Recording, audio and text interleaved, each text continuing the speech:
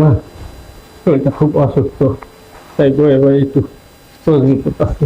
আপনি কি যখনই যে কোনো একটা কাজের কথা বলি আপনি নতুন নাটক শুরু হয়ে যায়, বাহানা শুরু করে দেন। আপনি আজকে এই অবস্থা, কালকে এই অবস্থা, আপনি অসুস্থ কেন?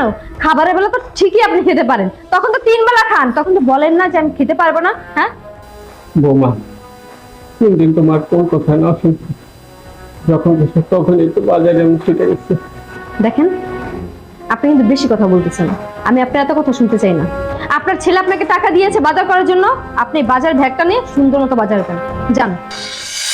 আমি আসলে আপনার সঙ্গে খারাপ আচরণ করতে চাই না, প্লিজ আমাকে ক্ষমা করে দিবেন।